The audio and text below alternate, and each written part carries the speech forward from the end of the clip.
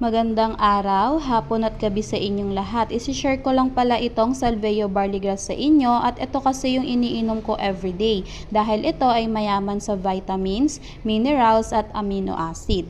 At ito na rin po pala yung ginagawa kong vitamins everyday kasi nga po sobrang yaman nito sa nutrients na kailangan po ng ating katawan. At sa video na din po pala na ito, ipapakita ko po sa inyo kung ilan nga bang scoop ang kailangan po nating inumin sa araw-araw po. For maintenance or prevention po is 2 to 4 scoop po ang kailangan every 2 to 3 times a day. For healing naman po, 4 to 10 scoop 3 times a day para mas mabilis po yung recovery lalo na po dyan sa may mga nakakaranas po ng karamdaman.